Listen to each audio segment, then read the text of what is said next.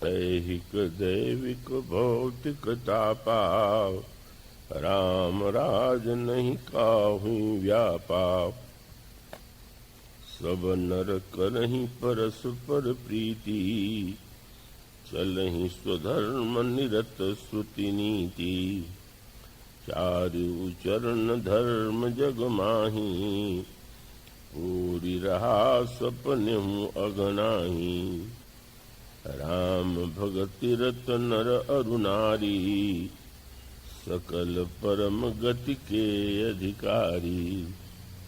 अल्प मृत्यु नहीं कौनु पीरा, सब सुंदर सब विरुज शरीरा।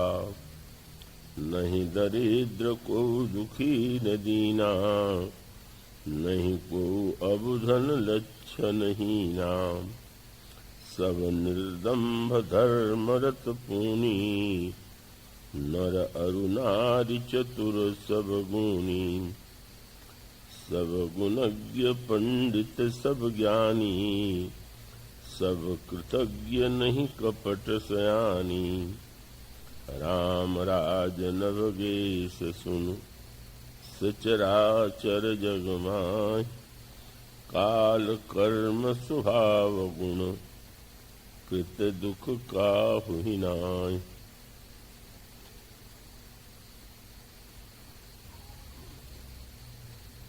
भगवत कथा रसिक श्रद्धालु जिज्ञासु श्रोतावृंद, भक्तिमयी भावनामयी देवियों माताओं, अभी आपके सामने जो चौपाइयां पढ़ी गई हैं, उसमें गोस्वामी जी महाराज राम राज्य का वर्णन करते हैं। कई दोहे में उन्होंने राम राज्य की विशेषताओं का वर्णन किया और उन विशेषताओं में जो उन्होंने सर्वश्रेष्ठ बात कही वह यह है कि राम राज्य में दुख नहीं था और वह दुख कई रूपों में व्यक्ति के जीवन में आता है। कालकृत दुख, कर्मकृत दुख, स्वभाव और गुणकृत दुख। दुख के अनेक रूप हैं, पर राम राज्य में इसका अभाव था। राम राज्य के जिन लक्षणों का वर्णन किया गया है, संसार में ऐसा कौन व्यक्ति होगा, ऐसा कौन सा समाज होगा जिसके हृदय में ऐसे राज्य की इच्छा न हो। किंतु तत्वतः वस्तुतः श्री राम ईश्वर हैं। ईश्वर प्रत्येक व्यक्ति के हृदय में विराजमान हैं और तब तो राम राज्य बन ही जाना चाहिए। किंतु समस्या यही है कि हमारे अंतःकरण में, हमारे जीवन में, हमारे हृदय में श्री राम का राज्य नहीं दिखाई दे रहा है। अब ऐसी स्थिति में कोई वस्तु यदि नहीं दिखाई देती है तो या तो वह वस्तु नहीं है, अथवा वस्तु है पर उसको देखने के लिए अगर हमारे पास दृष्टि नहीं है, आंखें नहीं है, तो रामराज्य नहीं दिखाई देगा। तो वस्तुतः राम राज्य के साथ साथ रामचरितमानस में एक और शब्द का प्रयोग किया गया, सुराजा, सुराज्य। सुखी प्रजाजनों पाई सुराजा। तो सुराज जो है उसके लिए तो प्रयत्न करना ही चाहिए, किंतु स्वराज्य की अपेक्षा राम राज्य अधिक विलक्षण, उसकी महिमा, उसका स्वरूप अत्यधिक ऊंचा है। और इसलिए समाज में तो स्वराज्य की आवश्यकता का अनुभव करते हैं लोग। इसके लिए नाना प्रकार से प्रयत्न और प्रयोग होता रहता है। पर वह जो राम राज्य जिसका वर्णन किया गया है, वह इस युग में तो संभव नहीं है, पर वो व्यक्ति के हृदय में संभव है। सारा समूह पूरी तरह से परिवर्तित हो जाए, कहीं किसी व्यक्ति के जीवन में दुख का लेश न हो, प्रत्येक व्यक्ति अच्छे आचरण वाला हो, किसी की अल्प मृत्यु न हो, किसी व्यक्ति के जीवन में एक दूसरे के प्रति विरोध न हो, तो यह तो साधन, यह स्थिति तो असंभव जैसी है। पर यदि वह संभव हुई तो उसके मूल में उन भक्तों का चरित्र है, उन भक्तों की साधना है कि जिसके परिणाम स्वरूप ऐसा राज्य बन पाया। और उसका सूत्र वही है जिसकी चर्चा आपके सामने पिछले कई दिनों से की जा रही है कि परंपरा उस समय राजतंत्र था और राजतंत्र का यह नियम था कि कुल में जो ज्येष्ठ पुत्र होता है का वह सिंहासन पर विराजमान होता था और अन्य उसके भाई उसकी सेवा करते थे। प्रजा के द्वारा उसको ईश्वर का विशेष अंश मान करके उसे महत्व दिया जाता था, उसकी पूजा की जाती थी। किंतु यह प्रयोग सर्वदा सफल हो ऐसा नहीं। यह प्रश्न श्री भरत ने अयोध्या की राजसभा में उठाया। उन्होंने ये कहा कि इतिहास यह बताता है कि अनेक व्यक्ति ऐसे थे कि जिनके विषय में लोगों की यह धारणा थी, मान्यता थी कि वह बड़े ऊंचे चरित्र के। पर इतिहास में अनेक ऐसे दृष्टांत आते हैं कि ऐसे अच्छे व्यक्ति भी पद पा करके मदग्रस्त हो गए, अभिमानी हो गए और उनका आचरण बदल गया। सारे पुराणों में, सारे इतिहास में पहले से लेकर अब तक यह समस्या आती ही रहती है। तो ऐसी स्थिति में श्री भरत ने वह प्रश्न उपस्थित किया और उसका अभिप्राय यह है कि अगर हम यह मान बैठने की भूल कर बैठे कि केवल एक व्यक्ति अच्छा है इसलिए उस व्यक्ति का आचरण सर्वदा अच्छा रहेगा, ऐसा नहीं। मानस में तो स्वयं भगवान श्री राम ने उस प्रसंग में बात कही। श्री भरत जी ने सभा में प्रश्न उठाया, जिस समय चित्रकूट में श्री भरत के आगमन की सूचना प्रभु को मिली और उसके साथ साथ सूचना मिली कि श्री भरत सेना लेकर के आ रहे हैं और एक विचित्र दृश्य था कि वो श्री भरत के साथ जो सेना आ रही है, रथ, हाथी, घोड़े, उनको देख करके पशु और पक्षी घबरा करके विकल प्रभु आश्रम गए। दूर से ही सेना को आते देख करके वो व्याकुल होकर के प्रभु जहां निवास करते हैं उस आश्रम में प्रवेश करते हैं। प्रभु ने उत्तर दिशा की ओर देखा। किसी ने जब आकर के सूचना दी तो उससे सुनकर के प्रभु के मुख पर गंभीरता और चिंता के चिन्ह दिखाई पड़े, दृष्टिगोचर हुए। और उस चिंता और उस प्रभु के मुख मुद्रा में जो बदलाव आया था उस पर श्री लक्ष्मण की दृष्टि गई। लक्ष्मण जी प्रभु से अत्यंत प्रेम करते हैं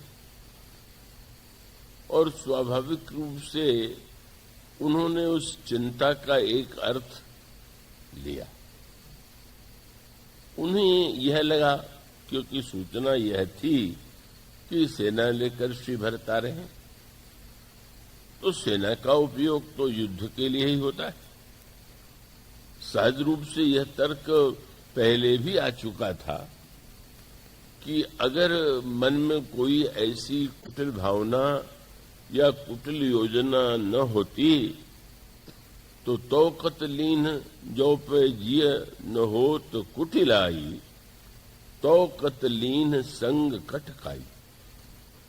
अगर वे प्रभु का दर्शन करने आ रहे होते तो वो निरस्त्र होकर के आते। प्राचीन परंपरा थी, मंदिर में दर्शन करने जाएं तो अस्त्र को बाहर रख करके प्रणाम किया जाता है। और ये तो ठीक उल्टी बात कर रहे हैं कि इस अकेले शस्त्र धारण करके नहीं, सारी सेना ही शस्त्र से सज्जित होकर आ रही। और तब उनको लगा कि प्रभु के मुख पर जो चिंता है उसके मूल में एक ही कारण है कि प्रभु समझ गए कि सेना लेकर भरत युद्ध करने आ रहे हैं। और वो चिंतित हो गए कि अरे, क्या अब मुझे अपने भाई से युद्ध करना होगा? क्या मुझे शस्त्र उठाना होगा?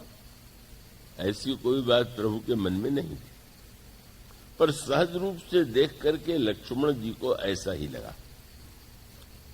और उन्होंने जो एक बहुत कठोर शब्दों में, उत्तेजना के स्वर में जब उन्होंने श्री भरत की आलोचना की तो उन्होंने ये कहा कि विश्व के इतिहास में यह बात कोई नई नहीं है, इतिहास में पहले भी होता रहा है।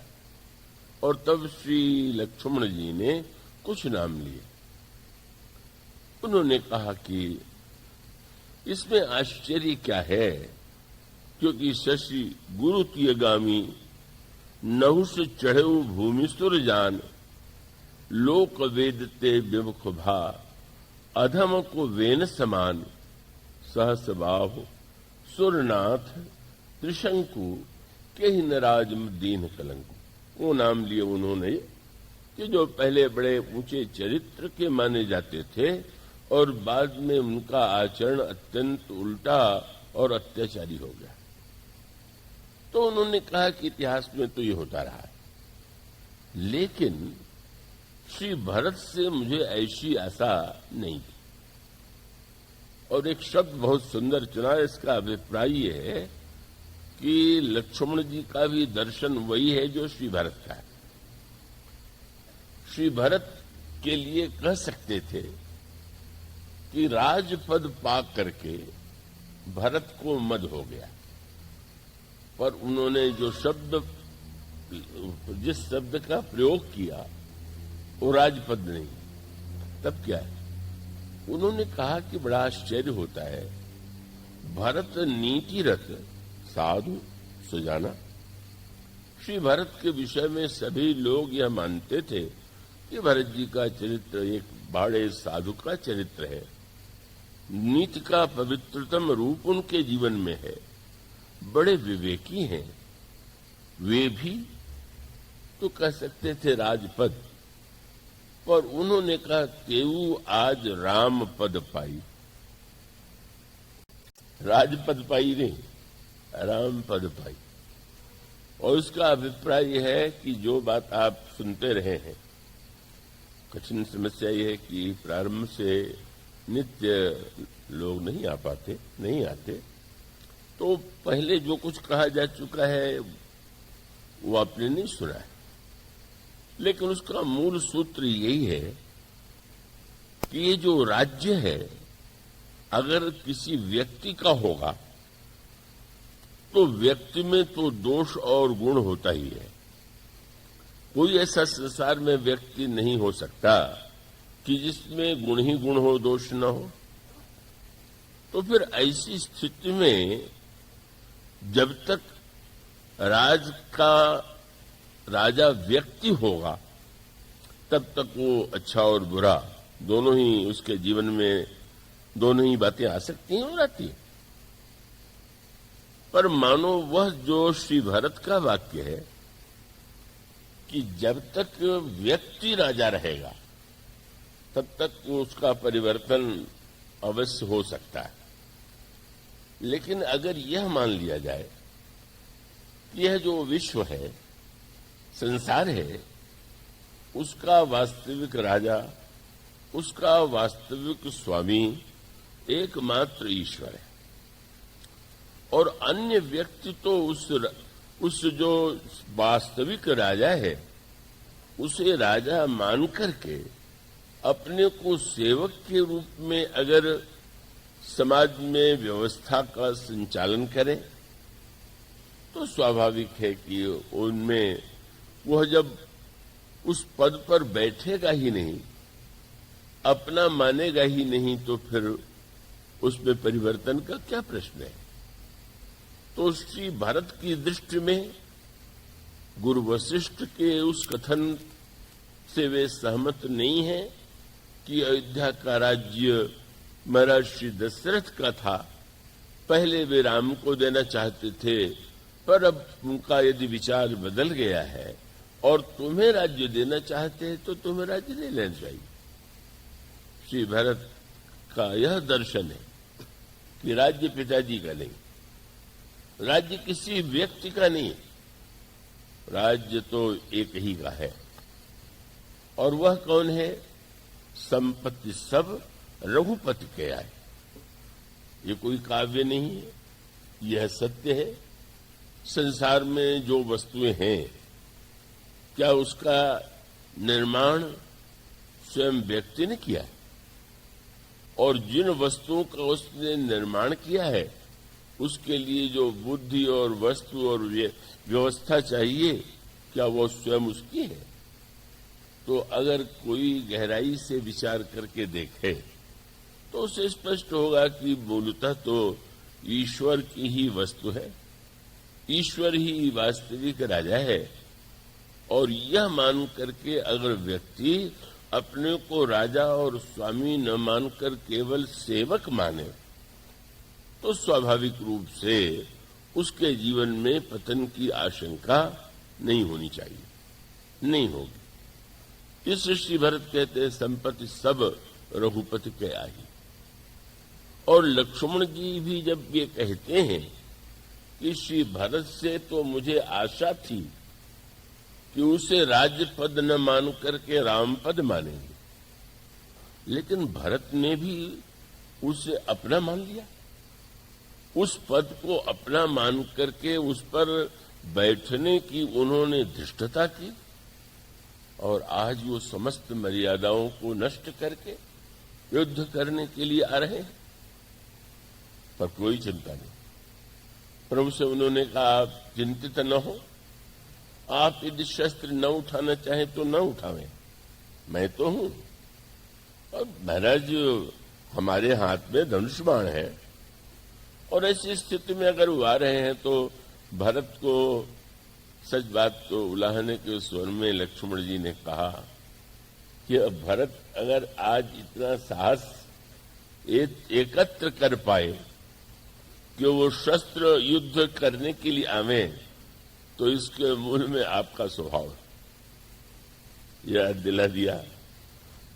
लड़कपन में प्रतिदिन आपने उनको जिताया, पर उनको जिताया आपने और उनको ऐसा लगा कि मैं तो नित्य जिन्हें हराया करता था, लड़ाई में भी उनको हरा सकता हूं, तो उनको बड़ा धोखा हो गया आपके विषय में, तो उस धोखे को मैं मिटा दूंगा। और तब उन्होंने भाषण में गोस्वामी जी ने कहा, खड़े हो गए, प्रभु की ओर देखा, प्रभु तो चुप है। उठ कर जोरी रजाए सुमांगा, मनोह वीर रस सोवत जागा।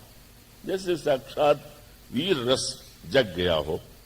और उन्होंने कहा कि आज भरत को दिखाई देगा कि जिमी करी निकर दलई मृग राजू, जैसे सिंह हाथी के झुंड को नष्ट कर देता है, और लेई लपेटी लवा जिमी बाजू, जैसे बाज जो है वो लवा को लपेट करके नष्ट कर देता है, तो ऐसे ही भरत ही सेन समेता सानुज निदरी निपातों खेता।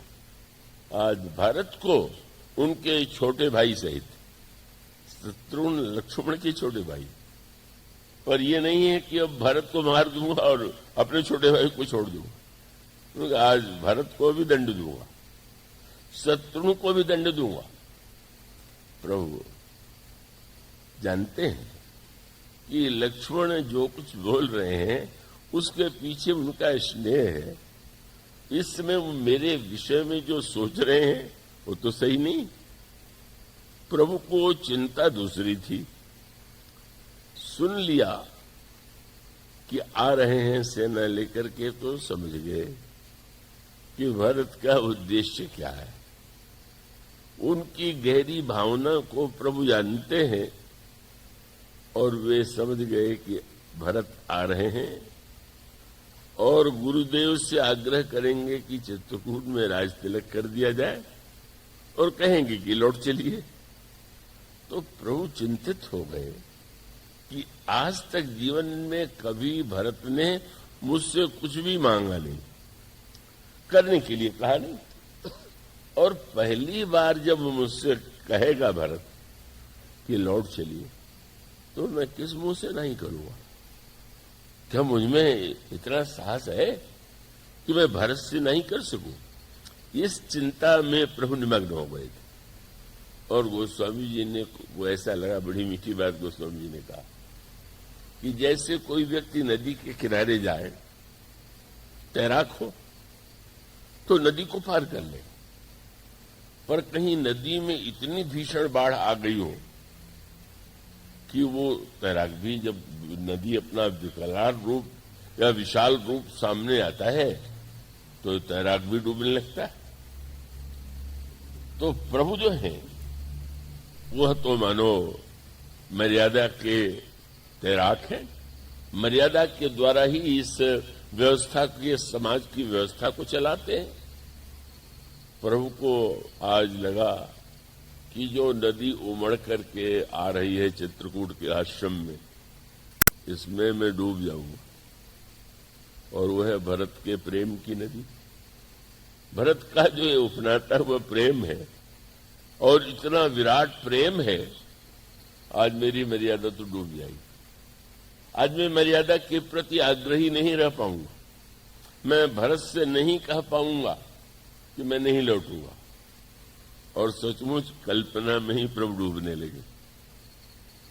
भरत स्वभाव समुझी मन माही, प्रभु चित हित स्थिति पावत नहीं। जब कोई तैराक तैरता है तो सोचता है कि कोई अगर ऐसी जगह हो कि जहां पानी ऐसा हो, लेकिन कम से कम नीचे पैर जो है वो पृथ्वी को छू ले, तो उसके सहारे हम खड़े हो जाएंगे, सांस ले लेंगे और फिर बच जाएंगे।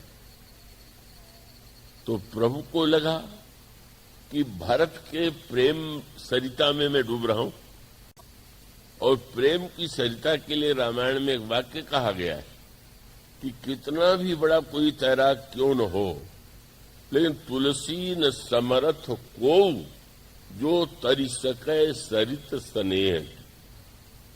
कोई ऐसा है ही नहीं कि प्रेम की सरिता को पार कर सके, इसमें तो डूबना ही पड़ेगा। पर गोस्वामी जी ने कहा कि अचानक प्रभु को था मिल गई बच गए। किसके द्वारा? क्या विवेक के द्वारा? क्या मर्यादा के द्वारा? गोस्वामी जी ने कहा भरत के प्रेम में ही डूब रहे थे और अचानक उन्होंने उलट के सोचा कि रे मेरे लिए तो कोई डरने की आवश्यकता नहीं। क्यों? भरत के प्रेम से में डूबने लगे, पर उनको लगा कि जो प्रेमी होते हैं वो विवेकी नहीं होते और जो विवेकी होते हैं उनमें प्रेम नहीं होता। पर भरत के लिए बचने का ही कोई उपाय है, समाधान।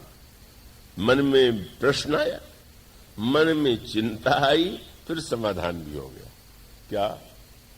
मैं ये सोचता हूं कि भरत कहेंगे तो क्या मैं नहीं कर सकता हूं? नहीं, मेरे लिए यह सोचना ठीक नहीं है।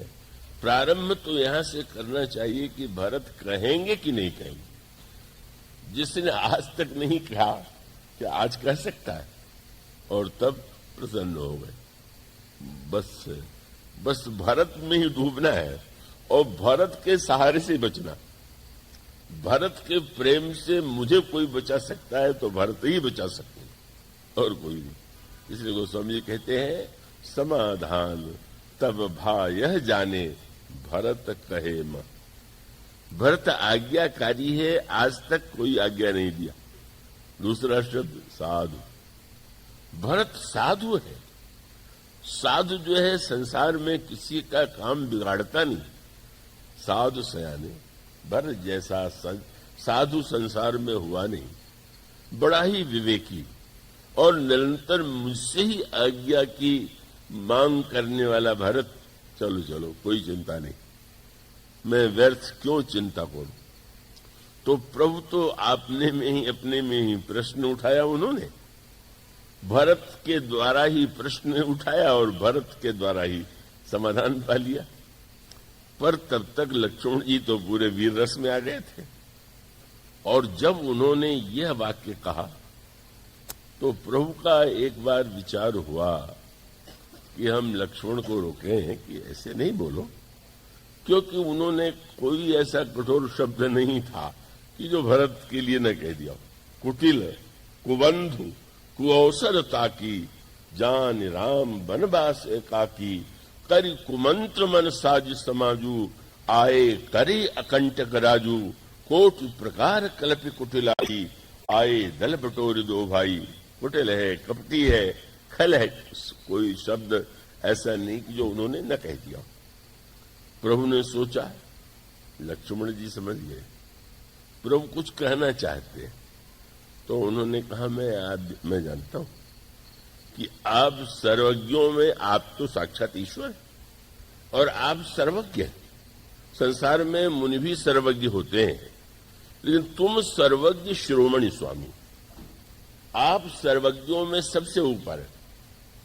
लेकिन हे सर्वज्ञ प्रभु, मैं आपसे श्री भरत के विषय में प्रश्न नहीं करूंगा।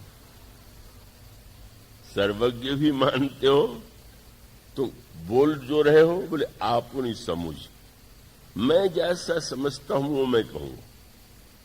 तो ये तो विचित्र बात है भाई। या तो सर्वज्ञ न मानो, सर्वज्ञ मानने के बाद तो पूछना चाहिए कि आप तो सर्वज्ञ हैं, बताइए भरत जी सेना लेके क्यों आ रहे। लक्ष्मण जी ने ऐसी मीठी बात कह दी कि प्रभु ने निर्णय किया कि मेरा चुप ही रहना था। श्री लक्ष्मण ने कहा प्रभु मैं क्यों पूछूं, क्योंकि मेरे पूछने पर जो आप उत्तर देंगे उसे मैं जानता हूं। आप कितने भी बड़े सर्वज्ञ हो, पर आप जो उत्तर देने वाला है उसका सर्वज्ञ मैं। क्या कहने लगे महाराज, अगर कहीं मैंने पूछ दिया तो आप तो कहेंगे। भरत तो बड़ा साधु है, बड़ा सरल है, बहुत श्रेष्ठ चरित्र वाला है। बात तो प्रभु यही कर सकते थे।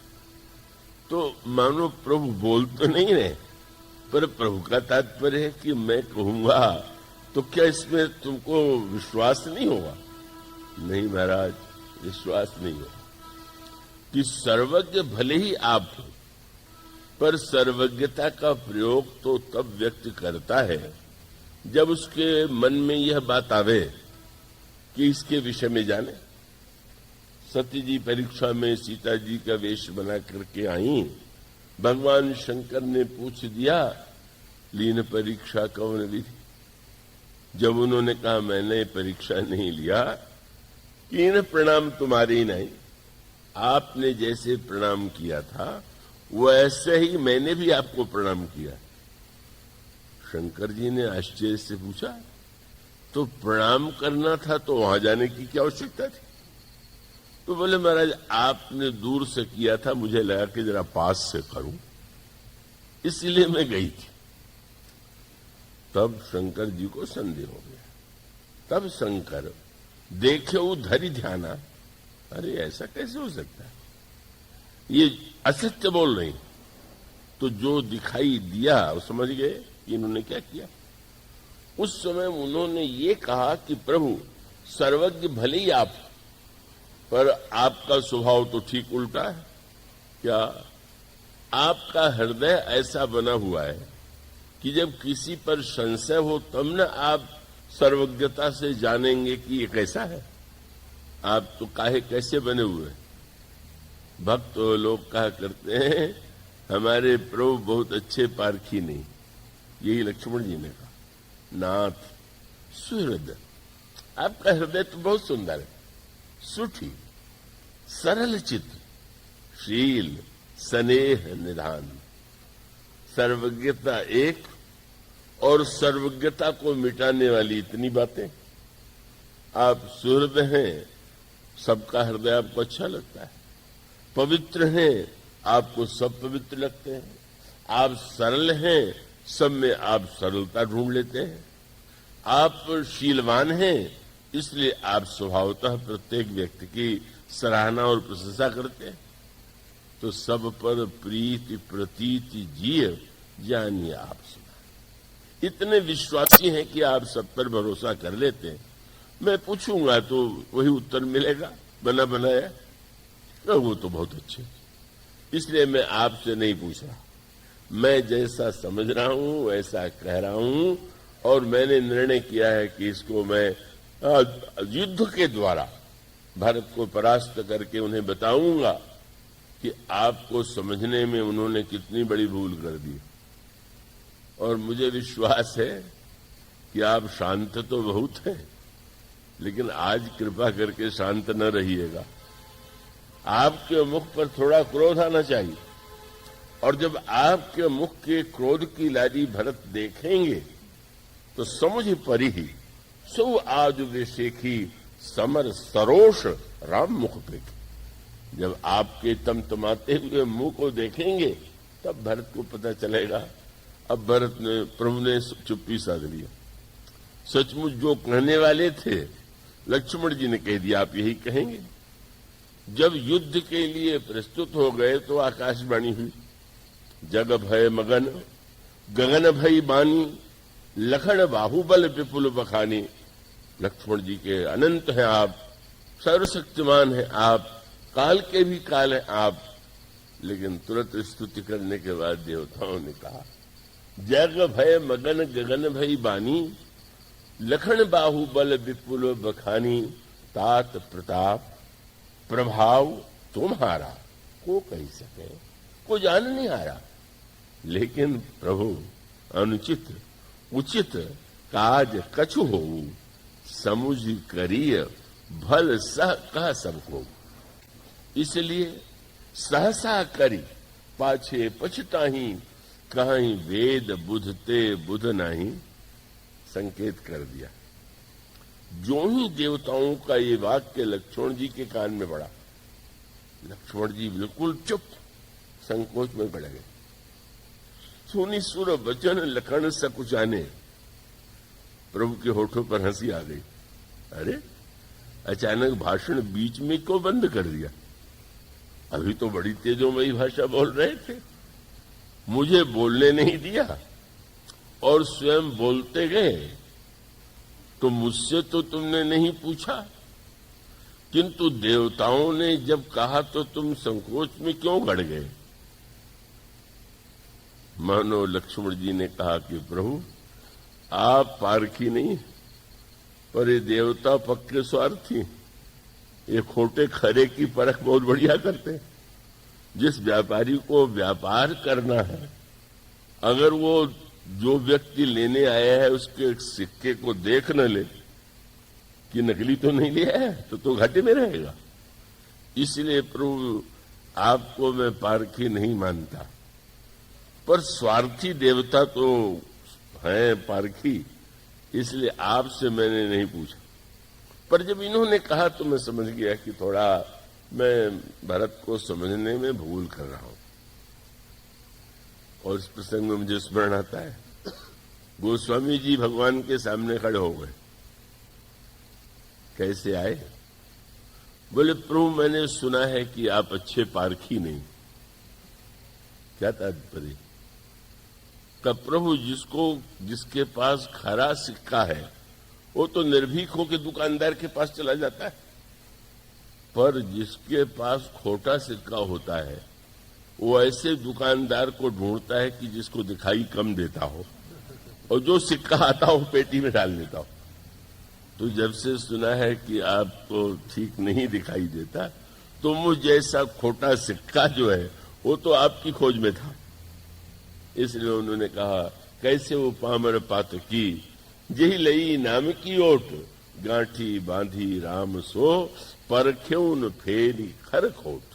स्वभाव नहीं हो।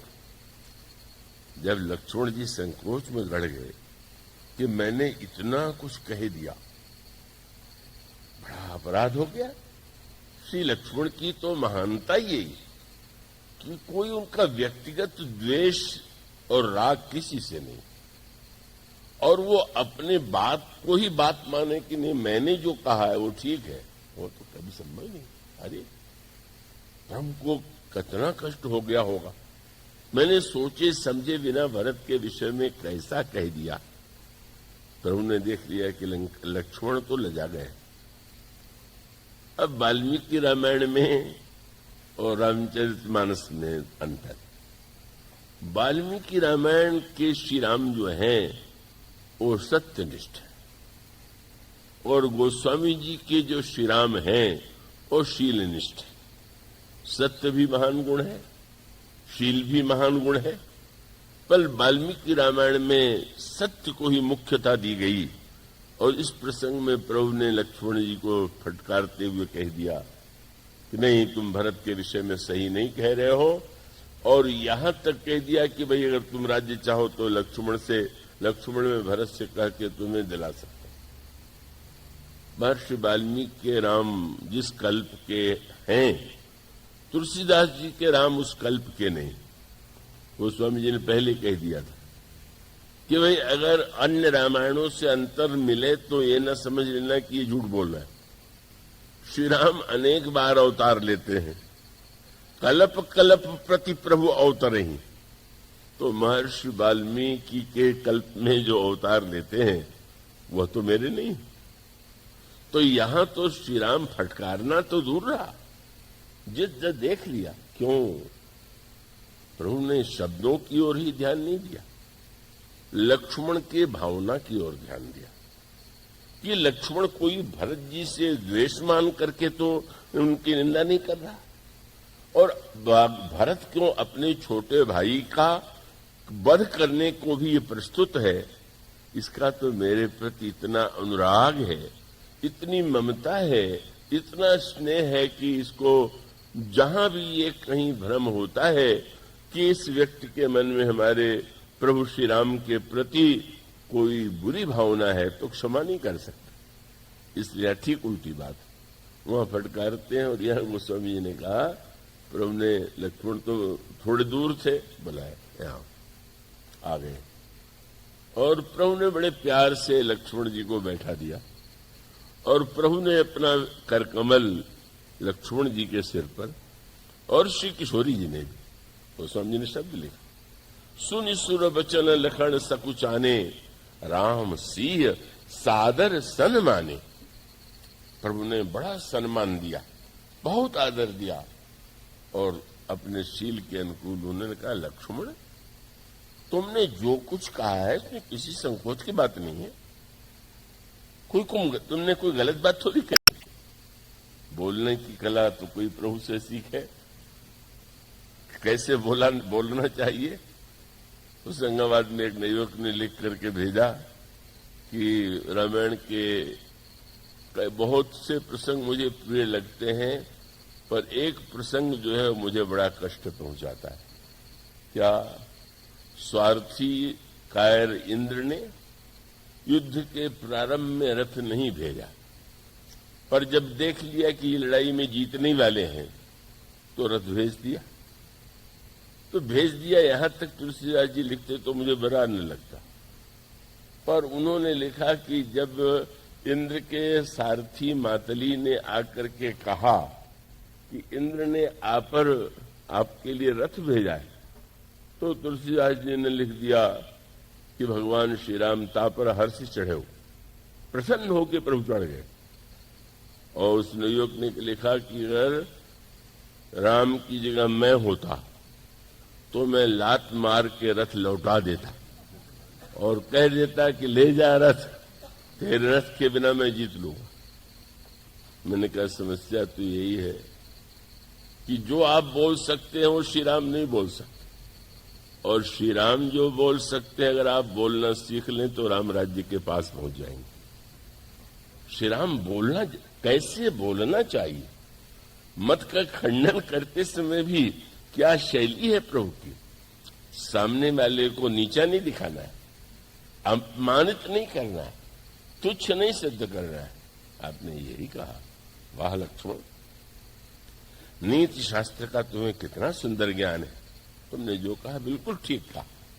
यहीं से प्रारंभ हुआ। कही तात तुम नीति सुहाई, सबते कठिन राजमद भाई।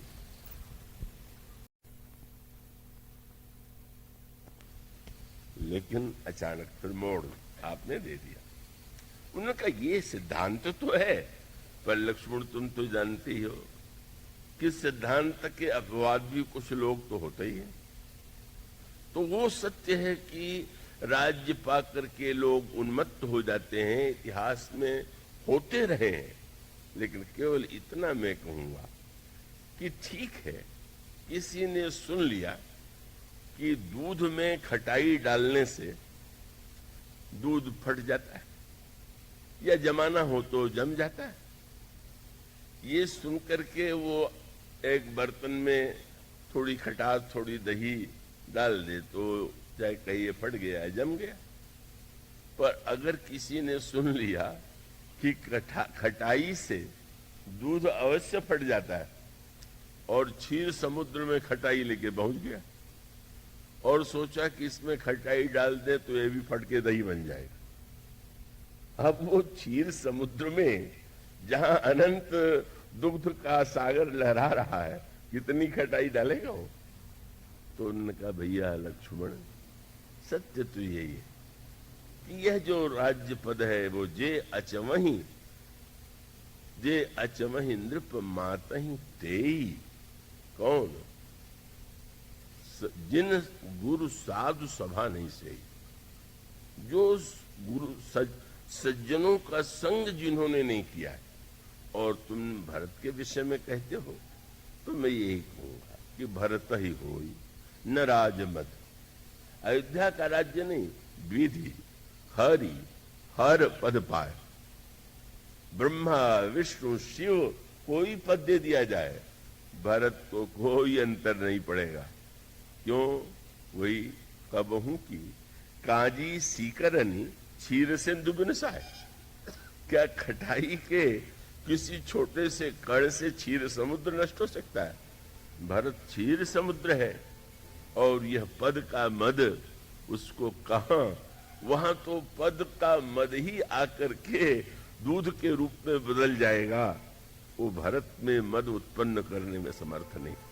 और फिर तो ऐसी प्रशंसा किया भरत की, उन्होंने कहा लक्ष्मण सत्य तो ये है, चाहे अंधकार सूर्य को निकल जाए, जाए पृथ्वी क्षमा को छोड़ दे, तिमिर तरुण तरणी ही मकु गिलई, गगन मगन मकु में घई मिलई, गोपद जल बूढ़ी घट छोनी, सहज क्षमा बरु छाड़ी छोनी, मशक फूंक मकु मेरु उड़ाई, पर होई नंदे पर मद भरत ही भाई। इस प्रकार का वाक्य ज्यों ही लक्ष्मण जी सुना, इतने प्रसन्न हो गए। वे बस अभिमानी का और प्रेमी का अंतर है।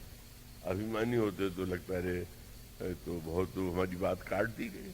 बड़े प्रसन्न हो गए, इतने आनंदित हुए कि मेरे मन में तो भ्रम हो गया था। लेकिन श्री भरत इतने महान हैं, धन्य हैं, इतने श्रेष्ठ हैं, बस सब तो जब वे आवेंगे तो उनके चरणों में गिर करके मैं साष्टांग प्रणाम करूंगा, ऐसी भावना। तो वस्तुतः मानो सूत्र यह है कि संसार में व्यक्ति है तो व्यक्ति के साथ सत्ता। अब सत्ता तो किसी न किसी को संभालना पड़ेगा, और संभालने पर संभावना ये है कि व्यक्ति पद पा करके वो मदग्रस्त हो जाए। अरे भाई, पद और मद में कठिनाई क्या है?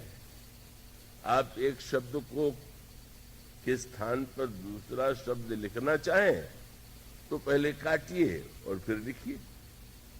लेकिन पद को मद बनाना हो तो काट कूट की आवश्यकता नहीं।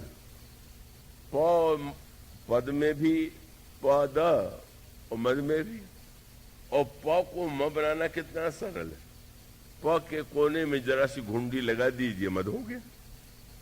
और उसका अर्थ है कि पद के साथ अहम की घुंडी लगी कि मद हुआ। मानो ये समस्या का समाधान क्या है जिसे श्री भरत ने दिया। श्री भरत का तात्पर्य यह है कि व्यक्ति जिस समय यह मानने की भूल कर बैठा कि वस्तु मेरी है, मैं इसका स्वामी हूं, मेरा इस पर अधिकार है, और उसी दिन उसने अपने जीवन में असत्य को स्वीकार कर दिया। और असत्य को स्वीकार करने के कारण ही वह मदग्रस्त हो जाता है। श्री भरत का जो चिंतन है उसका सबसे बड़ा दृष्टांत क्या है? कल जो बात कही जा रही थी कि एक यज्ञ चक्र चल रहा है। दशरथ जी का सकाम यज्ञ, विश्वामित्र जी का निष्काम यज्ञ, जनक का समर्पण यज्ञ, पर एक यज्ञ और हुआ। उसके लिए गोस्वामी जी एक दृष्टांत देते हैं, और वो दृष्टांत ये है कि महारानी कैकेयी कितनी महान मानी जाती थी, उनके विषय में कितनी ऊंची धारणा थी। श्री राम को जब देखिए तब निरंतर कैकेयी मां के महल में मां मां कह रहे हैं। कैकेयी जी के महल में कैकेयी जी की प्रशंसा, कैकेयी जी की इच्छा का पालन चारों ओर ख्याति हो गई। ये धन्य है कैकेयी, कितनी ऊंची भावना है। लेकिन वही कैकेयी इतना बदल गई। मैं आशा करता हूं कि आप एकाग्रता से इस कड़ी को जोड़ेंगे तो आप उससे आज का आनंद ले सकेंगे। ऐसी उदार कैकेयी बदल कैसे गई? क्या कारण है?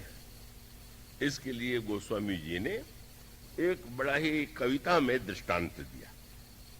उन्होंने कहा कि आप कहीं नदी में स्नान करने जाते हैं तो ये पता नहीं होता है कि भाई आगे कितना जल है, तो व्यक्ति को डर लगता है कि पता नहीं कितना जल है और मैं चले जाऊं और जल बहुत है तो मैं डूब जाऊंगा।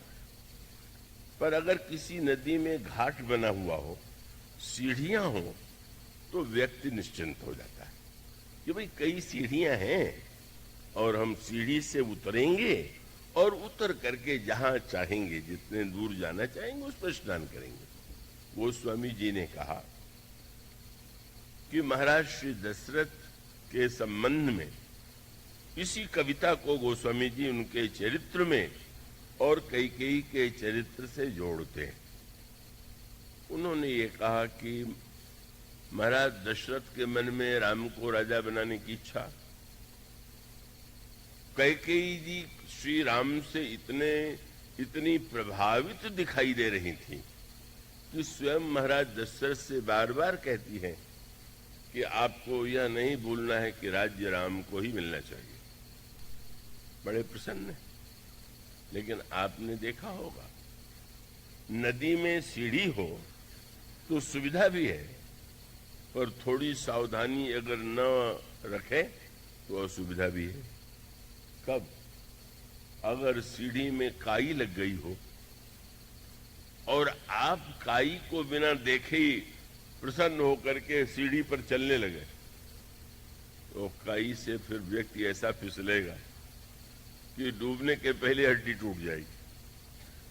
हो सकता है टूटने के बाद खिसक करके डूब भी जाए, मर भी जाए। मानो संकेत बड़ा सुंदर है। काई क्या है? काई क्या आसमान से बरसती है क्या? काई जो है वो जल का ही एक रूप, उसको ही जल नहाना, उसी से नहाते हैं और उसी जल से काई बनती है।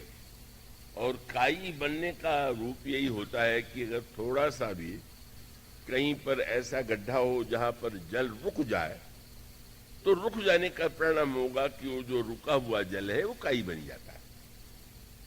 इस तरह से वो जो व्यक्ति सीढ़ी को उपयोगी मान करके चल रहा था, काई के फिसल करके गिर गया। गोस्वामी जी ने रामचरितमानस में यही दृष्टांत दिया। महाराज श्री दशरथ को लगा कि राम राज्य का निर्माण जो है उसके लिए सबसे उपयुक्त सीढ़ी जो है वो कैकेयी है।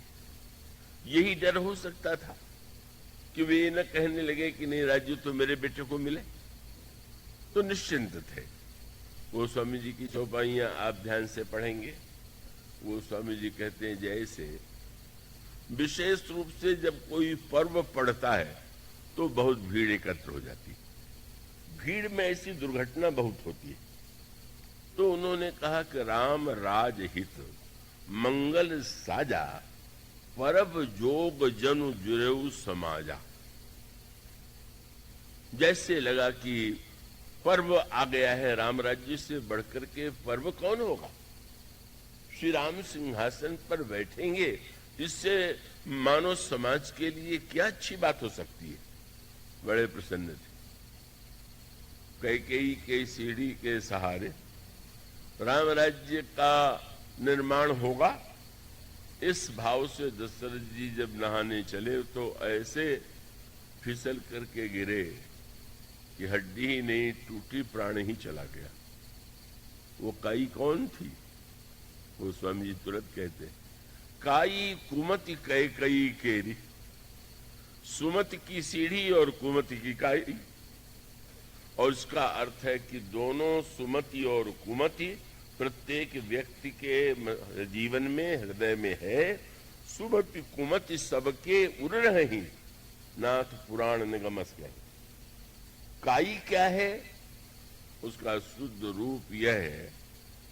अब थोड़ा गंभीरतम प्रसंग है, अधिक लोग हो तो वो अच्छा भी लगता है कि अधिक लोग लाभ ले रहे हैं, पर थोड़ा गंभीर कहने में संकोच होता है कि सब लोग शायद उसका आनंद न ले सके। गोस्वामी जी ने जो काई बताया, काई क्या थी? किस काई के? काई कुमति कैकेयी केरी परी जा सुफल विपत्ति घनेरी। इतनी बड़ी विपत्ति आ गई।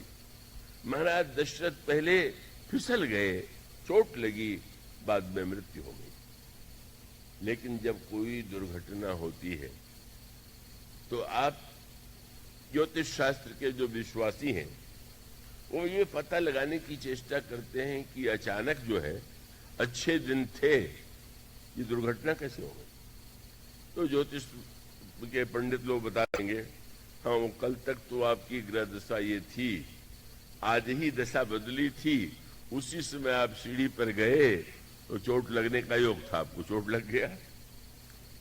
तो पता लगाया गया है कि वही दशरथ जी कैकेयी की कुमति की काई, और वो कुमति काई कैसे बन गई? बस वही कि राम को राज्य मिले जब वो कह रही थी, तो इस भावना के साथ साथ एक बात जुड़ी हुई थी, और वह बात जुड़ी क्या हुई थी? मंथरा ने जब समाचार दिया कि राम को राज्य दिया जा रहा है तो प्रसन्न हो गई। मंथरा ने आश्चर्य किया। प्रत्येक मां अपने पुत्र को राज्य देना चाहती है, राज्य पाकर के मां को प्रसन्नता होती है। आप कैसी माता हैं कि अपने पुत्र भरत को छोड़ करके अपनी सौत कौशल्या के पुत्र को आप राज्य देने की बात सोचती हैं।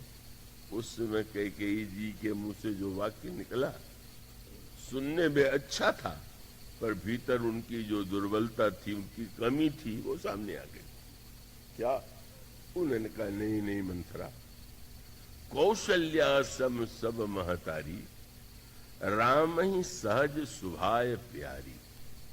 राम का ऐसा व्यवहार है कि वो जितनी माताएं हैं सबको समान चाहते। तो क्या आपको भी को अपनी मां कौशल्या की तरह ही चाहते हैं? नहीं नहीं, अन्य सब माताओं को तो बराबर चाहते हैं, पर मुंह पर करहीं स्नेह विषय की ये जो कमी है। मानो जो अभिमानी होता है, जो क्रियापरायण होता है, उसके मन में ये बात बनी रहती है कि सम्मान मिले, और अगर बीसियों को सम्मान दिया जा रहा हो तो उसको ये रहता है कि अगर सबके बराबर मिला तो क्या मिला, मुझे सबसे अधिक महत्व मिलना चाहिए। कैकेयी की दुर्बलता ये है कि वो चाहती है कि नहीं नहीं, राम सब माताओं को बराबर चाहें, पर मुझे बहुत सम्मान दे। और वो सम्मान राम देते थे। तो कैकेयी मंथरा तो बड़ी कूट बुद्धि वाली। आपको कैसे पता कि राम आपको अपनी मां से अधिक चाहते हैं? क्या निकला मुंह से कैकेयी जी का वाक्य?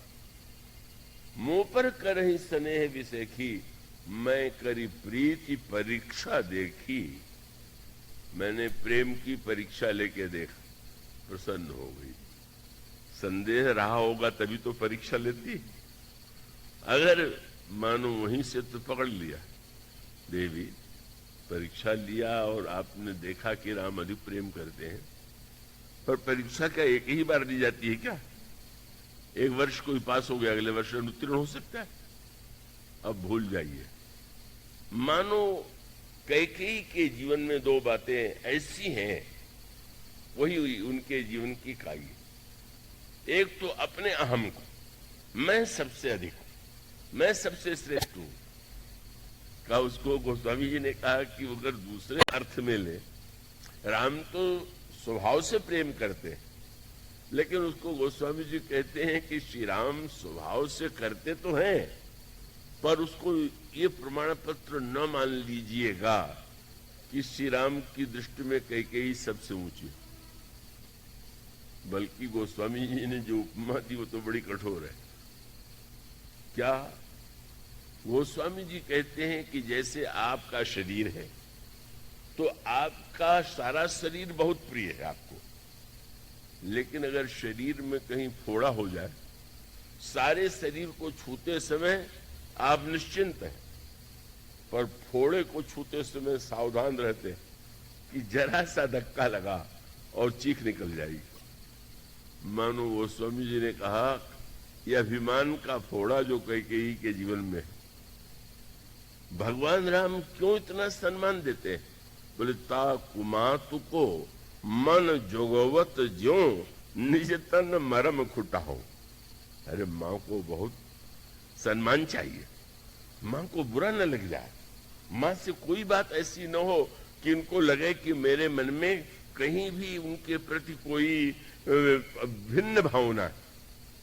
प्रभु निरंतर सावधान रहते हैं, पर बहुत सावधान जिसके लिए रहना पड़े, ये कोई बहुत अच्छी बात नहीं। दूर वाले व्यक्ति से सावधान रहना मर्यादा, और पास वाले व्यक्ति से यदि बहुत सावधान रहना पड़े तो ये कमी। इसका अभिप्राय कि आप देखेंगे भगवान राम जिसको अपना मान लेते हैं, लक्ष्मण जी को अपना मानते हैं, तो आपने चित्रकूट में लक्ष्मण जी से कह दिया, लक्ष्मण मैं तुम्हारी शपथ ले रहा हूं, पिताजी की शपथ ले रहा हूं। और उसके बाद कह क्या रहे, लखन तुम्हार शपथ पितु आना, सुचि सुबंधु नहीं भरत समाना। भरत के समान कोई पवित्र भाई हुआ नहीं। ये बात कोई बोल सकता है? लक्ष्मण स्वयं भाई है, सब कुछ छोड़कर के सेवा में है, और उन्हीं से कह रहे भरत जी से जैसा कोई भाई नहीं हुआ।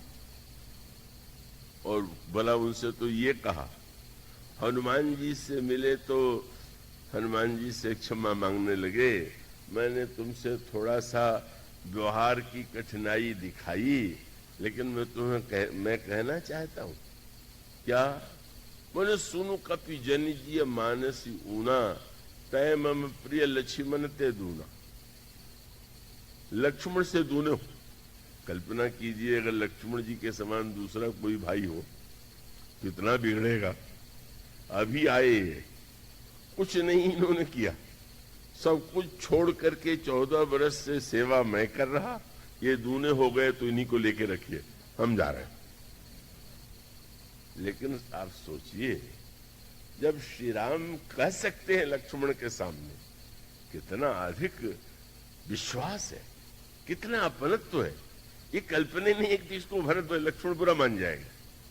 इसलिए कभी भी आप देखेंगे कि जहां स्नेह है का वहां पर अत्यधिक सोचना पड़े। तो गोस्वामी जी ने दृष्टांत थोड़े का दिया, उसका अर्थ ये हुआ कि ता कुमातु को मन जगवत ज्यों, राज्य के बाद जब लौट के भी आए तो प्रभु बहुत निरंतर ये ध्यान रखते थे कि सबसे अधिक सम्मान मां कैकेयी को दिया जाए। और इतना ध्यान कि जब चित्रकूट में भी सब माताएं आईं तो प्रभु ने सबसे पहले किसको प्रणाम किया, किससे मिले? गोस्वामी जी ने ये लिखा, प्रथम राम भेटी कैकेयी। कैकेयी जी के हृदय से लग गए, चरणों में प्रणाम किया। किसी ने प्रभु से पूछ दिया, हे मर्यादा पुरुषोत्तम, आपको तो मर्यादा का ध्यान रखना चाहिए। माताओं में बड़ी मां कौशल्या है, तो आप कैकेयी जी को प्रणाम करना चाहते हैं, ये आपकी उदारता है, पर आप पहले कौशल्या मां को प्रणाम करके यदि कैकेयी जी को करते तो मर्यादा के अनुकूल होता। प्रभु ने कहा नहीं, ऐसा नहीं। क्षत्रिय कुल में बड़ा वह नहीं जो अवस्था में बड़ा है, जो पद में बड़ा है। मैं मां कौशल्या का बेटा हूं, और मां कैकेयी जो है वो राजमाता है, क्योंकि भरत की मां, तो वही राजमाता को पहले प्रणाम। मैं बाद में अब जिनको लोग मेरी माता कहते हैं प्रणाम करता हूं।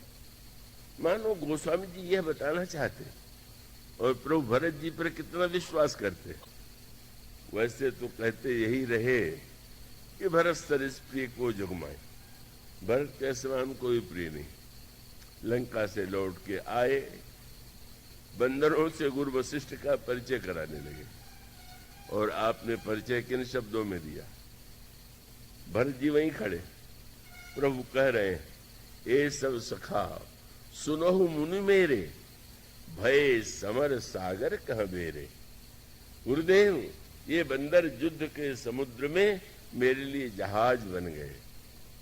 मम हित लागी जन्म इन हारे, मेरे लिए इन्होंने जीवन लगा दिया। इतना कह देते तो कम नहीं था। और उसके साथ एक वाक्य जोड़ दिया, मम हित लागी जन्म इन हारे, भरतों ते मैं अधिक प्रिया। लीजिए, भरत से प्रिय है आप। हनुमान जी लक्ष्मण से दूने हैं, लक्ष्मण से कह रहे भरत जैसा कोई भाई ही नहीं। मानो प्रभु जानते हैं कि भरत इसे सुन के प्रसन्न होगा, लक्ष्मण इसे सुन के प्रसन्न होंगे। यही अपनत्व की पराकाष्ठा है। श्री राम यदि ध्यान नहीं देते कौशल्या, आप कल्पना कर सकते हैं, श्री राम बन गए, कौशल्या अम्बा के चरणों में प्रणाम किया, कैकेयी जी के चरणों में 2 बार प्रणाम किया, पहले अभी उस पर जाते समय। सुमित्रा अम्बा के चरणों में प्रणाम करने भी नहीं गए, बिना सुमित्रा माता से मिले प्रभु चले गए। कैसा विचित्र है। और उस सुमित्रा माता की कल्पना कीजिए कि लक्ष्मण को भेज दिया और स्वयं मिलने नहीं गए। उस अनोखी माता, उस अनोखे पुत्र पर विचार कीजिए, प्रभु क्यों नहीं गए? लगने लगा जैसे कोई ऋणी डरता है धनी के सामने, बोले मैंने तो सदा माँ का बेटा अपनी सेवा में रखा, अब मैं कौन सा मुंह लेके जाऊं कि फिर 14 बरस की रिश्त दे दीजिए। नहीं नहीं, मैं जानता हूं कि माँ इतनी उदार है तो उसके मन में तो कोई बात ही नहीं आएगी। मेरे न जाने से उसको कोई कष्ट नहीं होगा। श्री राम के न जाने में अनादर नहीं है, स्नेह की, विश्वास की पराकाष्ठा है। और सुमित्रा अम्बा आ जाती, क्यों नहीं आई? इतनी महान मां है कि उन्होंने अपने पुत्र से कहा, तात तुम्हारी मां तो वैदे, क्यों नहीं आई? कहीं मैं लक्ष्मण को लेकर के जाऊं और राम को लगे कि मां बेटा देने आई है। नहीं नहीं, उसके मुंह पर संकोच आ जाए। मैं यहीं से लक्ष्मण को विदा कर दिया, स्वयं नहीं मिलने गई, क्योंकि क्रिया के द्वारा प्रेम का जो निर्णय करेगा वहां तो कभी सुखी होगा कभी दुखी होगा। और जिसके हृदय में प्रेम का विश्वास है, क्रिया को देख करके वो कोई थर्मामीटर के पारे की तरह घटता बढ़ता नहीं रहता, जैसा भी व्यवहार है। तो वस्तुतः कैकेयी अम्बा के जीवन में एक अहम है, प्रबल अहम, और वो जो श्रेष्ठ काम है उस अहम के द्वारा ही। ऐसा पातिव्रत, ऐसी तेजस्विता, ऐसी सेवा, ऐसी उदारता, यह सुनने की भावना उनके जीवन में थी। श्री राम ने सदा सम्मान दिया, कौशल्या जी ने सम्मान दिया, लेकिन मंथरा में ये कुशलता थी कि उसने उत्पन्न वह कर दिया जो कमी थी। क्योंकि उन्होंने ये कह दिया कि मैं तो ब्रह्मा से यही प्रार्थना करूंगी कि मेरा अगला जन्म हो तो राम मेरे पुत्र बने, सीता मेरी बहू बने। का जो विधि जन्म देई करि छोहू, हो राम सिय पूत पतोहू। मंथरा ने आश्चर्य प्रकट किया। आप कह रही हैं कि कौशल्या जी की अपेक्षा भी श्री राम अधिक चाहते हैं। अगले जन्म में राम अगर आपके बेटे बन गए और किसी और को आपसे अधिक चाहने लगे, जैसा उनका स्वभाव आप कह रही हैं, तो आपको कैसा लगेगा? कहने लगी कि देखो, सत्य ये है मंथरा, उनके मन की भावना जो है कि मैं राम को चाहे जितना चाहूं, चाहे राम मुझे जितना चाहे, लेकिन संसार राम को कौशल्या का बेटा कहेगा, मेरा बेटा नहीं कहेगा। ये मैं और मेरा सबसे कठिन है जो व्यक्ति छोड़ नहीं पाता। और जब तक यह मैं और मेरा है, इसी को रामायण में बताया गया, यही अविद्या है।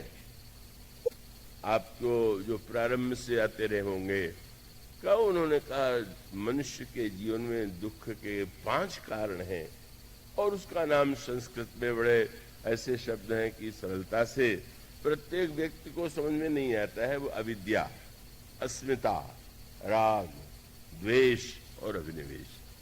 अविद्या क्या है? बोले मैं और मोर तोर तय माया, यही बस कीने सी जीव निकाया।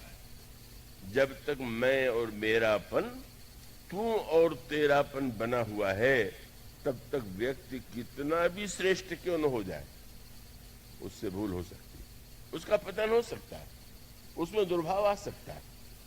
और यहीं पर वह सूत्र था, वही वो गड्ढा था जिसके इकाई बन गया।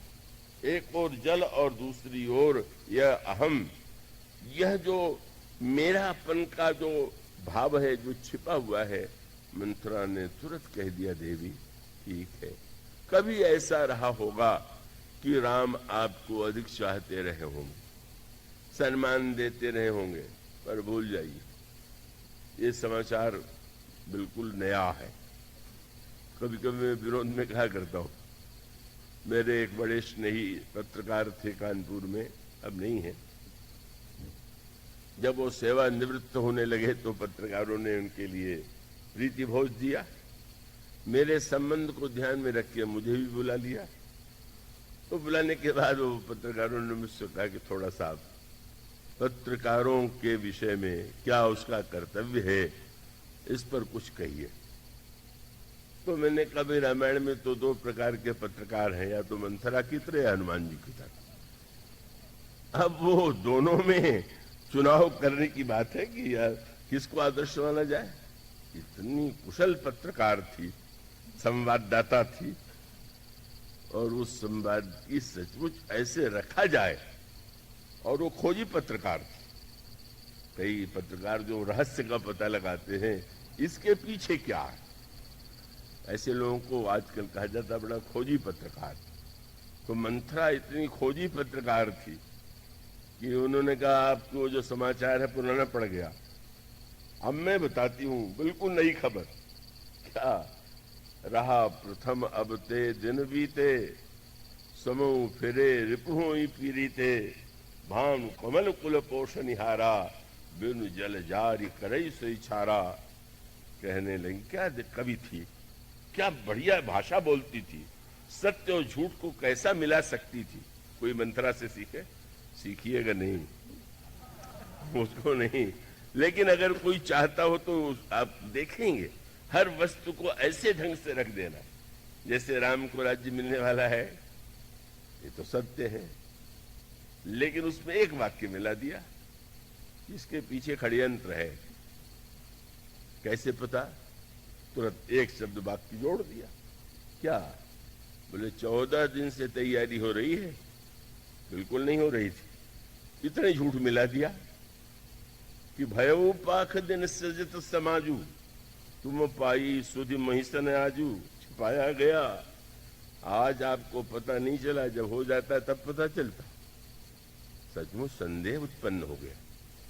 तैयारी कल से प्रारंभ हुई, कहा 15 दिन से हो रही। और उसके बाद उसके ऐसी बात कह दिया, दृष्टांत कवि इतनी थी, बहुत अच्छे ढंग से दृष्टांत दिया। बोले देवी आप जानती हैं कमल और जल का प्रेम बड़ा प्रसिद्ध है।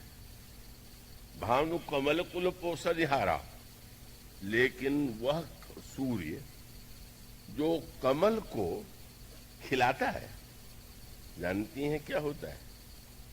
अगर तालाब से जल सूख जाए तो सूर्य कमल को खिलाने के स्थान पर उसको अपने ताप से जलाता। इसी तरह से आप कमल हैं, राम सूर्य हैं। अभी तक खिला रहे थे, खिला इसलिए रहे थे कि आप राज सत्ता के जल में थे। अब राज्य जाने वाला है तो वो क्या करता है? सुखाता है।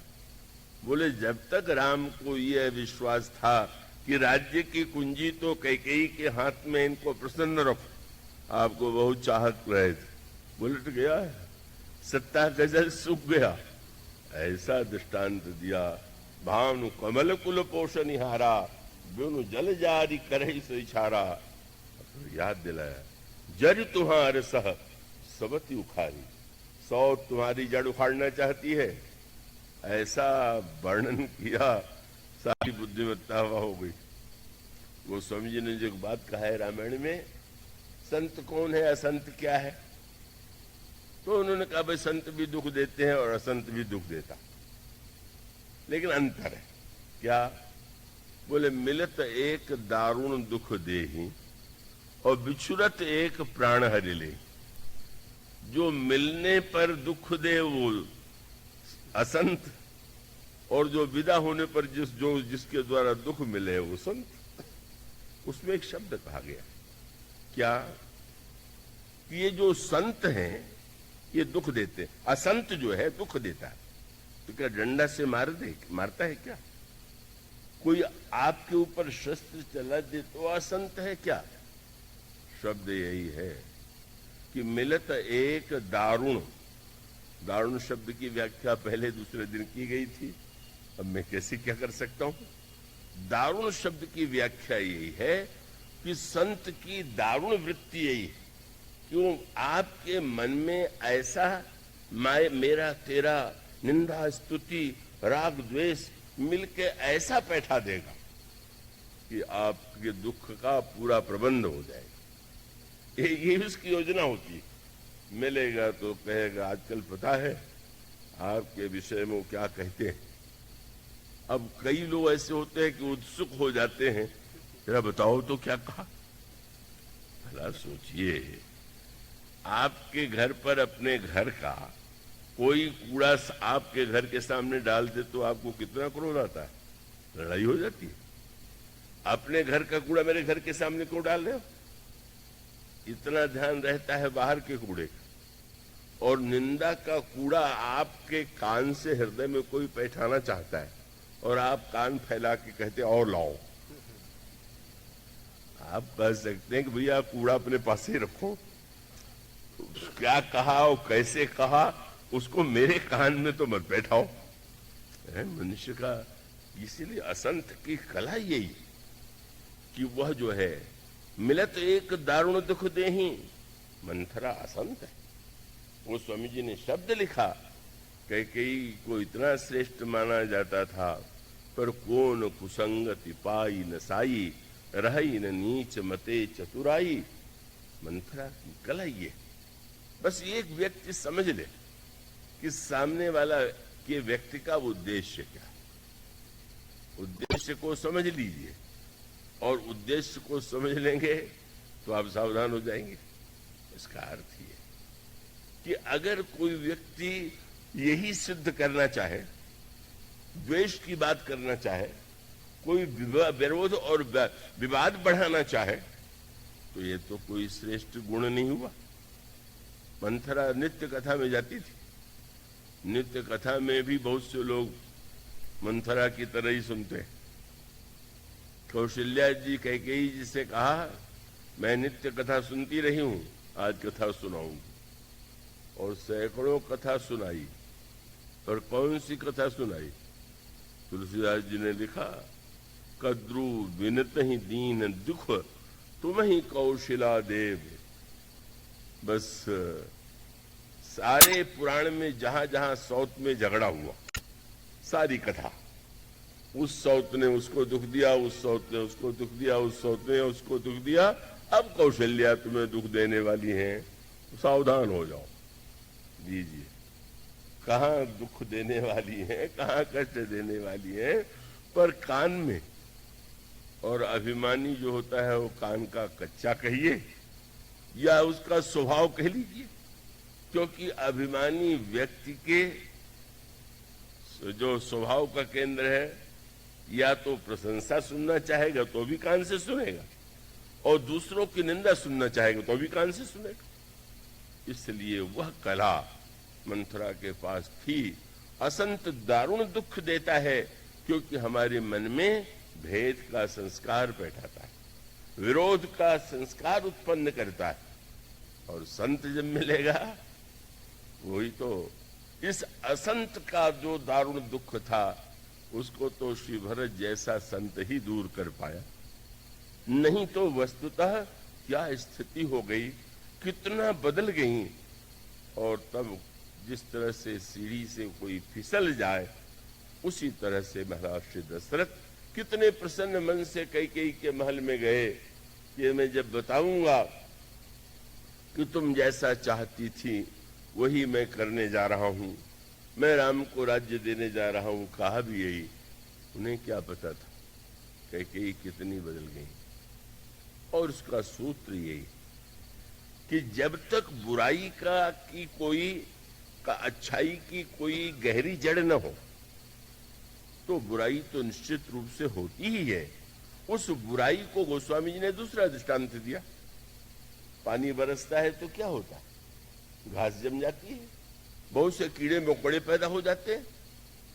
मानो वही गोस्वामी जी ने कहा, विपत्ति बीज वर्षा ऋतु चेरी, भूई भई कुमति कैकेयी केरी। कैकेयी की बुद्धि जमीन है और ये असंत मंथरा जो है वर्षा बन गई। ऐसे कीड़े मकोड़े, ऐसे जंतु उत्पन्न कर दिए कि चारों ओर दुख का साम्राज्य छा गया। मानो वह जो मूर्त था, पता लगाने लगे लोग ये कौन सी ग्रह दशा आ गई, तो पता चल गया। वो स्वामी जी ने कहा सारे ग्रह ही बिगड़ गए, बुद्धि बिगड़ गई तो बुध बिगड़ गया, गुरु का आदेश नहीं माना गया तो गुरु बिगड़ गया, कल्याण की वृत्ति को मिटाया गया तो शुक्र असंतुष्ट हो गया। संतुष्ट कौन होने वाला है, किसके लिए किया जा रहा है? जिस समय मंथरा और कैकेयी की बुद्धि को बदलने के लिए देवताओं ने सरस्वती को प्रेरित किया और सरस्वती आई अयोध्या में, तो तुलसीदास जी ने तुरंत कहा, कौन आया हुआ है? गोस्वामी जी का हरस हृदय दशरथपुर आई, जनु ग्रह दशा दुसा दुखदाई। आ गई ग्रह दशा। और आगे चल करके पूछा गया कौन सा ग्रह था? बोले अवध 7.5 तब बोली। दशाओं में भी 7.5 से लोग बड़ा डरते हैं, तो 7.5 से डरते हैं। बोले यह दूनी 7.5 हो गई, मंथरा और कैकेयी मिल गई, इसलिए वन भी जो दिया गया वो 14 वर्ष के लिए। अब 7.5 15 हो जाएगा, तो 14 वर्ष तो वन में रहना ही चाहिए। अब ये बात और थी कि जिन पर 7.5 आई श्री राम पर और श्री दशरथ पर, श्री राम के लिए तो कोई अर्थ ही नहीं था।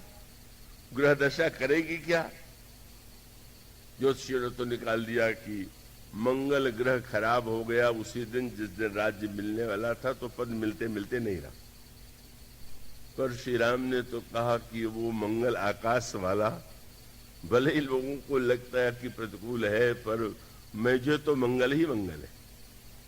क्यों? बोले संतों के संग का अवसर मिलेगा, दर्शन मिलेगा, इससे बढ़कर के मंगल क्या होगा? जब मानो बुद्धि भ्रष्ट हो जाए, क्या ग्रह आपसे आकर मिलता है? क्या वो खोज खोज करके लोगों को ढूंढता है? ऐसा कुछ नहीं।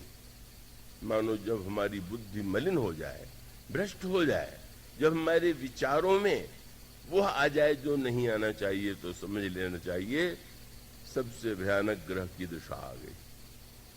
और जब वह ग्रह की दशा आ गई तो ग्रह शांति के लिए उपाय सोचा जाता है।